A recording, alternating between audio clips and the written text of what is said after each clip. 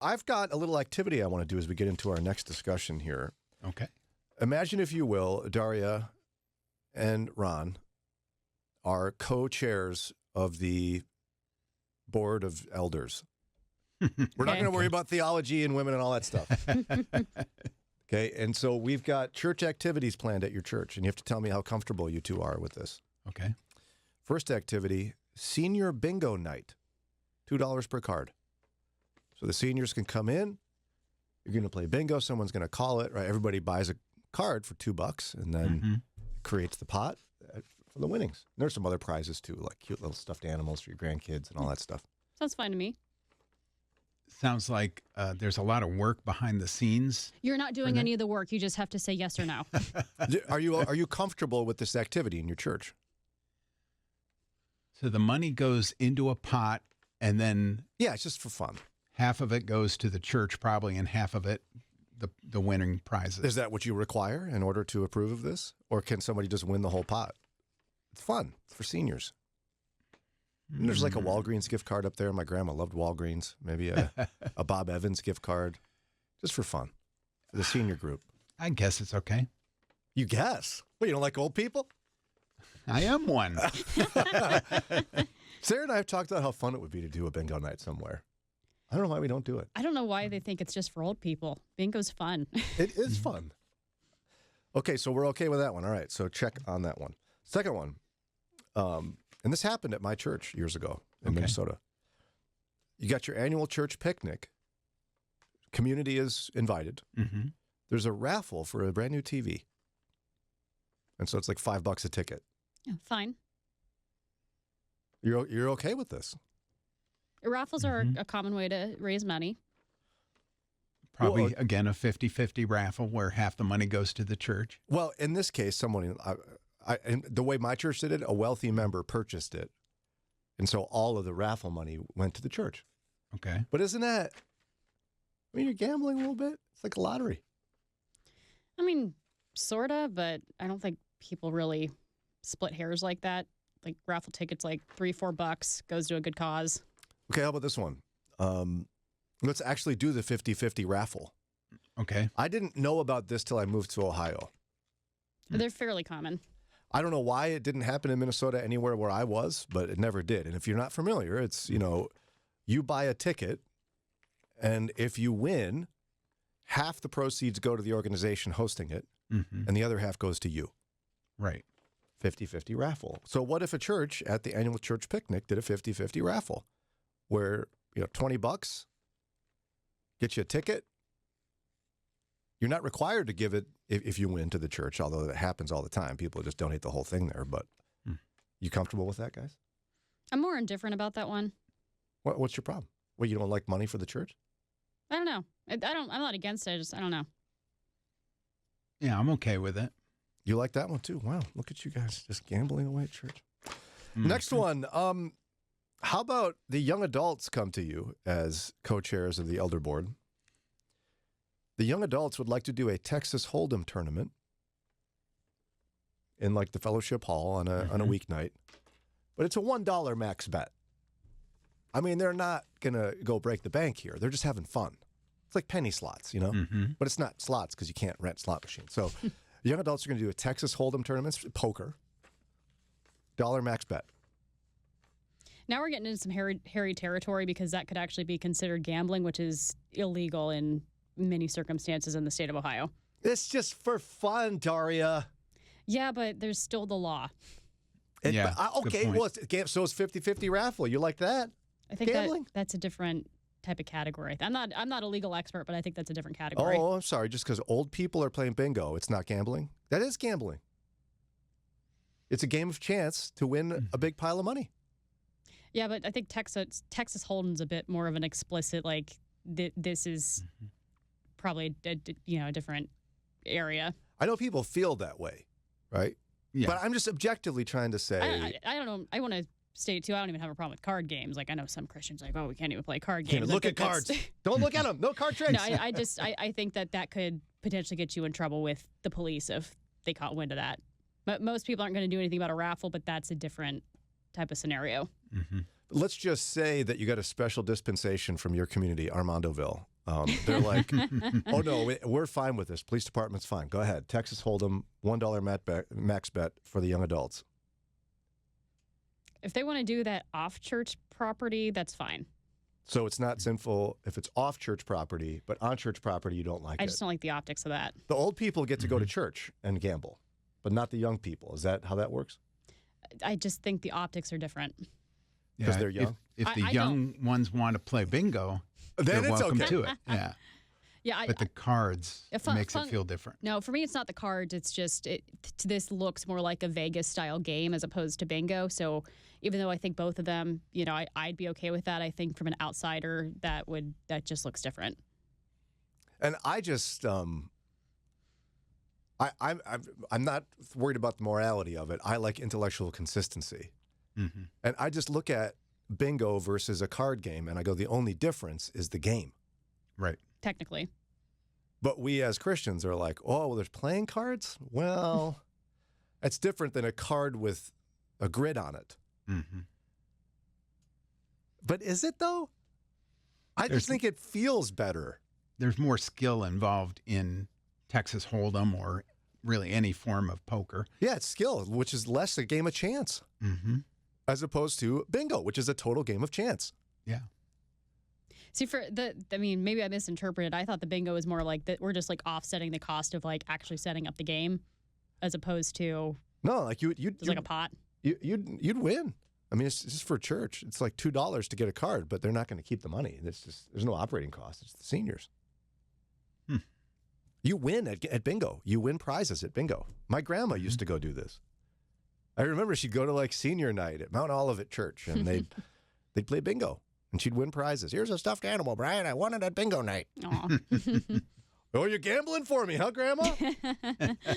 Last one before we get to a break, and then talk about a big issue that Christians will have to address. Christianity Today and Relevant Magazine brought this up. How about this one? It's February. You got a small group, and they're like, let's have a Super Bowl party. It's not at the church. It's going to be at Ron's house, his small group. A lot of small groups out there. They do fellowship. Sure. It's Super Bowl, and they're going to make a friendly wager on the winner. And by friendly wager, they're going to bet money on the winner of the game. Mm-hmm. Are we comfortable? I don't like that. Well, you're not at church. Right. Suddenly you're in a different building, so now it's sin that is in one building different than another building, right? It's just that's full tongue-in-cheek, by the way, if you're not paying attention. Yeah, I wouldn't do it. I'm not sure how I feel about other people doing it. So like you're saying for you it's a problem, but you're not necessarily saying that if Jimmy did this, you'd be all upset with him. No, I would be mad because he's throwing $20 away. That's my $20 because we are one flesh. What if it's your brother? I mean, I'm not the boss of him. I can't control what he You're does. like, it's dumb, but you're not going to be praying for his soul. No. And I worry about division within your small group. If one person really wants the Washington Commanders to win and the other wants the Cleveland Browns to win, and they're duking it out, and then the Browns win, of course, the Commanders fan is going to be upset that, I lost all that money and you've got it all now. And it could lead to hard feelings there. I'm going to do one more. I'm going to make up on the fly. Okay. Ron, you're with the grandkids. Yep. You wager a bowl of ice cream for a game of Uno. If they win, if any of them wins, you got to take them out for ice cream. Okay. There's cards. Cards, Yeah. Ron. I would do it because they're going to get the ice cream anyway. I was going to say, it doesn't matter who wins. They're going for ice cream. Oh, I'm sorry. You're encouraging gambling for your grandchildren, Ron? I guess I am. If they win at a card game, they get a prize? Hmm? And they win at anything, I mean, there's prizes for lots of different games and scenarios. We don't necessarily call all of that gambling. Yeah. Meanwhile, before we get to this quick break, Christianity Today starts an article with this. The odds are good that you know someone who wagered on sports in the last year. Mm-hmm. And that someone is probably a Christian, is what I'm adding. Because wait Okay. till you hear the total amount of money bet on NFL games just in this last season. It's only been a couple years now that sports gambling, sports betting has been legal here in Ohio. Mm-hmm. spreading around the country. There's still states where you can't do it. But I feel like, you remember when this launched, Ron? Yeah. I don't think you were living here at the time, but every billboard, I think, in town and every commercial was MGM Sports Betting or some company like that. Right. And you had Kevin Hart as a spokesperson for Jamie one Foxx. of the. Yeah. They were all over the place. And now I listen to quite a bit of sports radio, and it's built in to their discussions oftentimes. You know, where one group is like telling about, well, we're going to set up this 3-way parlay with this, and this, and we'll tell you if we win after tomorrow night. It's just all over the place. It's like ingrown into sports talk. And so Christianity Today said that with the rise of online sports betting, the industry now makes more than all of the U.S. major pro sports leagues combined. Wow. Whoa. That's a lot of money. Yeah, As- because you think about all these guys that are getting paid millions to play the game Correct. and then multiply that by each league. I mean, that's an astounding amount of money they've It got is. to be bringing in.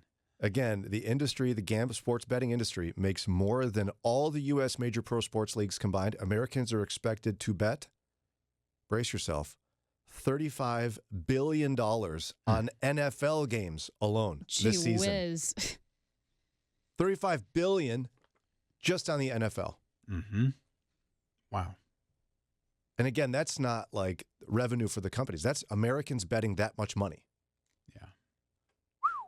So what are the odds that there's Christians doing that?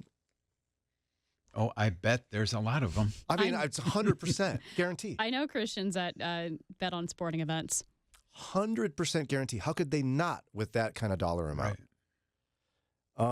So I want to go through some of the quotes from this author, Christianity Today. It says this: there's a reluctance among Christians to condone gambling, but not enough opposition to condemn it outright.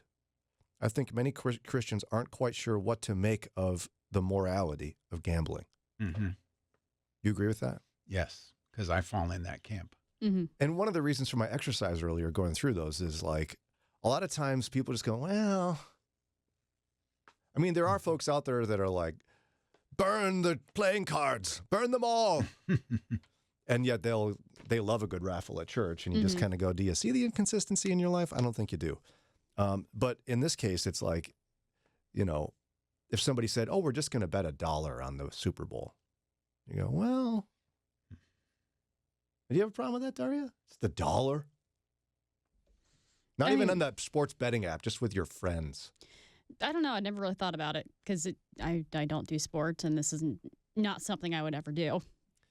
I mean, how about the time my wife and I went to a concert at Mystic Lake Casino, put a quarter in a machine, pulled the thing. Should I repent?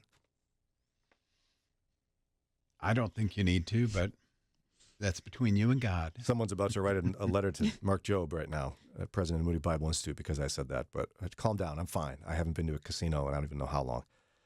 So he goes on to write in this piece, in fairness, the scriptures do not speak to gambling with the same degree of clarity and forcefulness with which they address other vices like adultery, drunkenness, and theft. Do you agree? Yeah, we were talking about this yesterday, and I'm like, I actually can't think of any verse or scenario that mentions it specifically, and you said there aren't any. Yeah, there's no thou shalt not gamble. Now, there's wisdom principles. So the author says, Proverbs 13:11 says this: wealth gained hastily will dwindle, but whoever gathers little by little will increase it. Yeah, that could have principles applying to gambling, but there are plenty of other situations that could be referring to. Yeah, because it's a more of a, Proverbs is a book of wisdom. Principles. It's principle, and it's a true principle. He also says we're repeatedly warned about the love of money in the New Testament. Keep your lives free from the love of money. Yeah. Mhm. Is that gambling, though? Not necessarily, but oftentimes the people who are gambling because they love money.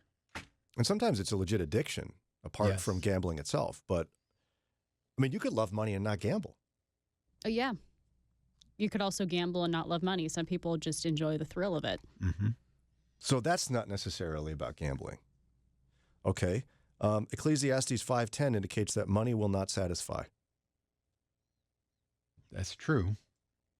Well, Jesus satisfies. Right. But is that an admonition against gambling? No, it's just wisdom that, why are you gambling? If you're gambling for the love of money, money's not going to satisfy you. How about this one? 1 Timothy 6:9-10 says, those who want to get rich fall into temptation and a trap and into many foolish and harmful desires that plunge people into ruin and destruction. For the love of money is the root of all kinds of evil. Some people, eager for money, have wandered from the faith and pierced themselves with many griefs. Mm. It's powerful. Yeah. It's true. It's foolish, harmful desires plunge people into ruin. It's the root of all kinds of evil. But it doesn't say don't gamble. Right. I think this kind of comes down to being a good steward of your money, Right. because it's not your money. God has blessed you with it. So I think it's our responsibility to not squander it on foolish things. So in my mind, that's kind of where a distinction could maybe be drawn with like a church raffle, because that's going to a good cause. But, sports betting, in most contexts, you're probably going to lose money and then someone else is going to pocket it. In this case, you're going to figure out where I got one of my scenarios, because this author went on to say, while gambling of all kinds includes risk, wager, and gamesmanship, not all betting games should be measured in the same way. The extreme instances of foolishness in gambling may amount to sin. But is it wicked to wager ice cream with my daughter over a game of Uno? Or betting with chips that at the end of the night, there's no money involved. You've just agreed to everybody gets so many points worth of chips. Have you ever been to Chuck E. Cheese? That's gambling and training. Yeah. Ticket stuff. Okay. I just gotta get more tickets. So I can get this like 5-cent thing that your parents spent $50 on in coins. I mean, Christians go to Chuck E. Cheese. Should they stop? That's betting. I think that's his point, right? Like somebody, like if you've ever been to a casino and you see somebody who's got the card stuck in there and they parked in this particular slot machine for 2 hours, you're worried. The person who's gambling their entire paycheck or their life savings at the casino, who's buying a lottery ticket every week, who's betting a huge amount of money on sporting events, you're concerned. Right. The state of Ohio is concerned because you are required, if you're doing a radio spot for a gambling place or any of these, they require you to end with problem with gambling, call 1-800-GAMBLER. So they know it's an addictive thing. So it's 7:30. We're going to take a quick break. When we come back, I'm going to share with you, the writer of this piece for Christianity Today tries to answer, like, should Christians gamble / bet on sports? Because I can guarantee someone listening to my voice right now placed a wager on the last Browns game in an app, because it's so easy. I'm not saying you should do it. I'm just saying, like, if you have the app for whatever the thing is, you just tap some buttons, bam. I guarantee someone's doing that. Should they be doing that? A couple of different Christian periodicals I found online are covering sports betting. In fact, Christianity Today's headline, sports betting has become too prevalent for Christians to ignore. In fact, as I shared earlier, the industry now makes more than all the U.S. major pro sports leagues combined. Americans just on the NFL this next season are expected to bet $35 billion. Yeesh. And with that fact, I'm like, well, Christians, of course, are doing this. And your text messages are confirming it. Somebody texted in to say, I guarantee that Christians are betting. My son, who is 23 years old, recently graduated from Bible University. He shared with me that the majority of his friends do sports gambling to some degree or another. Okay. The question becomes, though, with Scripture is gambling sinful / is it wise?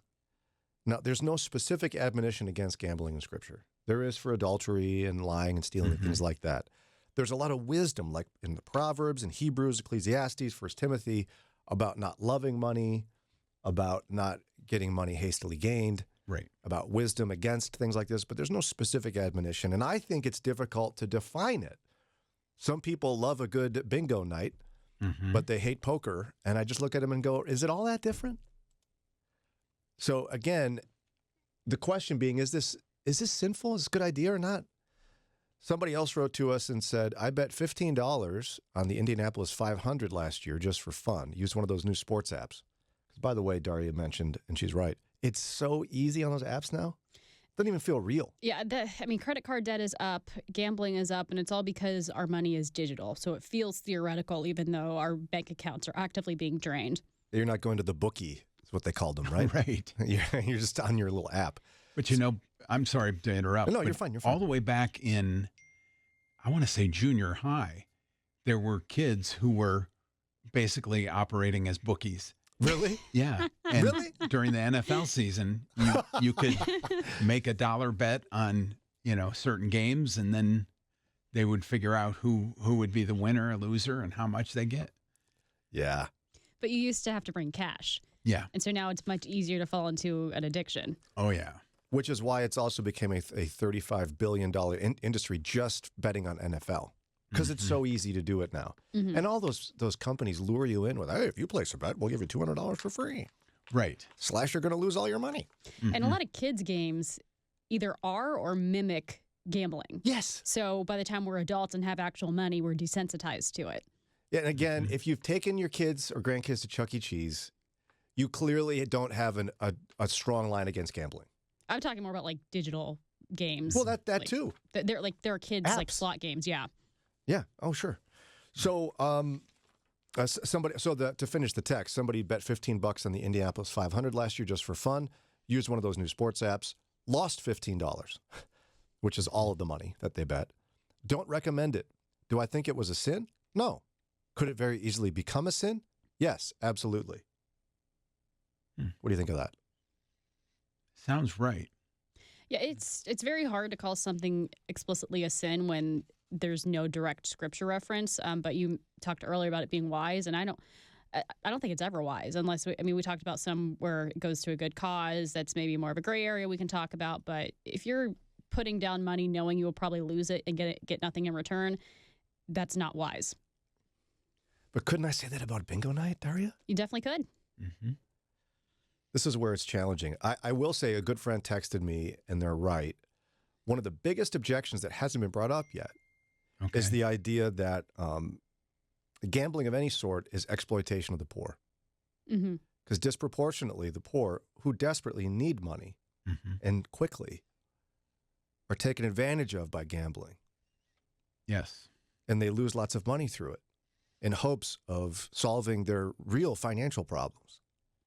And so, no doubt that gambling in and of itself is like lottery, sports betting, all that stuff, predatory on the poor. Mm-hmm. And Christians should dramatically object to that. We're supposed to defend the oppressed and care for the poor, not exploit them. Yeah, but there's a difference in theory between a giant casino that's just raking in money, taking advantage of people, and a couple buddies on a Friday night betting $5 over a card game. See, and this is where it gets complicated, which is why I think you can't easily say yes, no. Right. So the author of this Christianity Today article came to a conclusion about gambling. And I want to know what you think of it. He writes this: is gambling a sin? I don't believe that Christians can see every instance of making a wager as sin. Is gambling wise? Rarely. Should Christians gamble? As a norm, I believe they should avoid it. Why? Well, not everything that is lawful is beneficial. There are things that don't break the dictates of Scripture but are not wise. So they're saying, is it a sin? Not necessarily. Is it wise? Hardly ever. Should we gamble as a norm? No. I think there are plenty of things that are not sin and are good that could become sin depending on how you treat that object. So food is not a sin. We need food to survive, but it could absolutely become gluttony, and gluttony is a sin. And this is the uncomfortable nature of this kind of thing, right? Like God's allowed us on many issues to exercise wisdom because so many things can capture our hearts and become sin. It's a heart issue, and there's nuance involved. Yeah. Although it seems to me this guy's saying, there are exceptions, but generally speaking, don't do this. Right. That seems to be kind of your deal. Yeah. Like I can see how I've been really hard on senior gambling night, bingo night. I think it's fine. Who cares? It's fun. It's a couple dollars. And if you, this is my humble opinion, take it or leave it. But if you throw $1 or $2 into a lottery and you realize it's just buying you the chance to dream about what you would do with 800,000 or 2 million or whatever the lottery is up to.